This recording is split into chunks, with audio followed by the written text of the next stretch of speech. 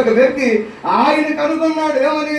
యేసు క్రీస్తు యొక్క నోట నుండి వచ్చే మాట వలన నా దాసుడికి కలిగి ఉన్న వ్యాధి బాగవుతుంది అని. హల్లెలూయా, చెప్పాలి హల్లెలూయా. మందిరానికి వెలుపల ఉన్న వ్యక్తి, క్రీస్తుకు వేరుగా ఉన్న వ్యక్తి నమ్ముతున్నాడు. ఏమని? యేసు ప్రభు నోటి నుంచి వచ్చే మాట వలన నా బ్రతుకు మారుతుంది, నా కుటుంబం మారుతుంది, నా శరీరంలో ఉన్న ప్రతి వ్యాధి బాగవుతుంది అని. కానీ ఎవరు నమ్మలేకపోతున్నారు ఇది నాన్న? ఎవరు విశ్వసించలేకపోతున్నారు ఇది నాన్న? ప్రభువుకు దగ్గరగా ఉన్న మనము, లేకపోతే మందిరానికి కంటిన్యూగా వస్తున్నటువంటి మనమే దేవుని యందు విశ్వాసాన్ని కొనసాగించలేకపోతున్నాం. దేవుని యొక్క మాటలు మనము నమ్మలేకపోతూ ఉన్నాము.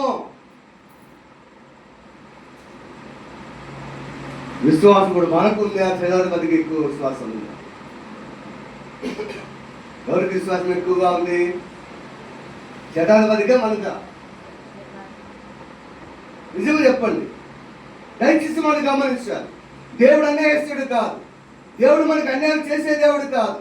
దేవుని నమ్ముకుని, దేవుడి పైన ఆధారపడి దేవునితో నడిచేటువంటి వారిని ఎప్పుడైనా కానీ విడిచిపెట్టేట్టు అన్యాయం జరిగినట్లు పరిశుద్ధ గ్రంథంలో ఎక్కడా కూడా ఒక్క సందర్భము కూడా లేదు. హల్లెలూయా.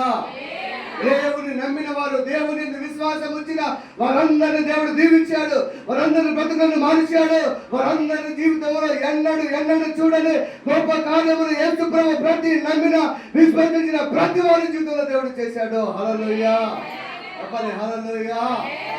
నువ్వు విశ్వసించాలి. అందుకే ఈ విశ్వాసం సంబంధించిన ఈ విషయాలు మనకు జ్ఞాపకం చేస్తూ ఉన్నప్పుడు దేవుడు చాలా సంగతులు అందుకే ఏం చేయాలంట, మనము ఈ జీవన యాత్రలో మనము పోరాడుతున్నటువంటి ఈ పోరాటంలో గొప్ప విషయముని కలగాలంటే దేవుని మాటలు మనం ఏం చేయాలంట, వినాలి అనే మాటలో దేవుడు జ్ఞాపకం చేస్తున్నాడు. అక్కడ